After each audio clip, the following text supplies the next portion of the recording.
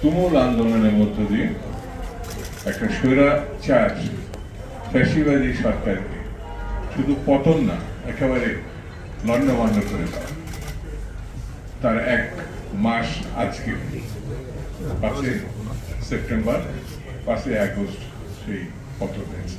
যারা শহীদ হয়েছেন তাদের প্রতি আমি শ্রদ্ধা জানাই এবং আল্লাহর কাছে প্রার্থনা করি, কামনা করি আল্লাহ যারা আহত হয়েছে এবং বিভিন্ন হাসপাতালে আছে তাদের সুচিকিৎসার জন্য সরকারের কাছে আমি আহ্বান জানাই। বন্ধুরা, নানাভাবে আমরা দেখছি এই সরকার, কিন্তু একটা জায়গায় আমরা সবাই একমত, এই সরকারটি আমাদের, এই সরকারটি দেশবাসী, এই সরকারটি আগামী দিনে একটি ভালো নির্বাচনের প্রেক্ষাপট তৈরি করে জনগণকে ভোটাধিকার ফিরিয়ে দিয়ে দেশে একটি গণতান্ত্রিক সরকার প্রতিষ্ঠার উপলক্ষ হিসাবে এই সরকার দায়িত্ব পালন করবে। এই জায়গাটি আমরা সবাই একমত এবং এই আন্দোলনটা যেটা হয়েছিল সেটা বাংলাদেশের মানুষকে ক্ষমতায়ন, তাদেরকে শক্তিশালী একটি প্রেক্ষাপট দেওয়ার জন্য, সেটি আমরা প্রত্যাশা করি এই সরকারের। বন্ধুরা, আমি বেশি বক্তৃতা করবো না, এই জন্য যে এরপরে আমাদের মান্না ভাই বক্তৃতা করবেন, কারণ সময় আমাদের কম। আমি এই সরকারকে বলবো যত দ্রুত সম্ভব মূল কাজটার দিকে নজর রাখা। সেই মূল কাজটি হচ্ছে মানুষকে ভোটাধিকার ফিরিয়ে দিয়ে তার পছন্দের প্রার্থীকে নির্বাচিত করার অধিকার তাকে দিয়ে একটা ভালো নির্বাচনের দিকে এগিয়ে যাওয়া।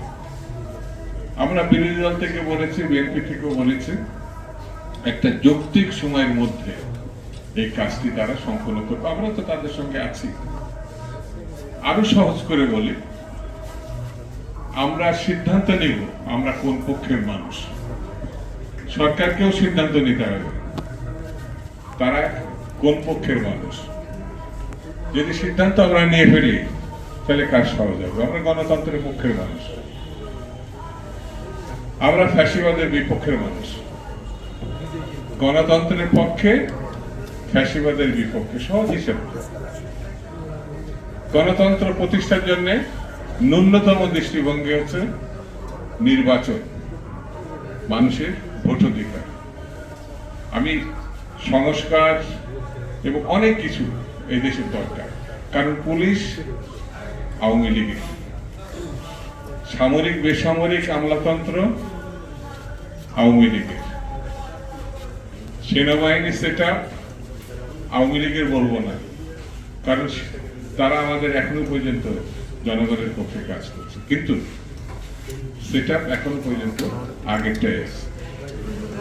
ব্যবসায়ী সকল ক্ষেত্রে আওয়ামী লীগের সেটা। একটা সাধারণ কর্মীকে লাইসেন্স সহ অস্ত্র দিয়েছে আওয়ামী লীগের লোক। 18 থেকে 20 লক্ষ হাজার কোটি টাকা তাদের কাছে লুটপাটের টাকা আছে।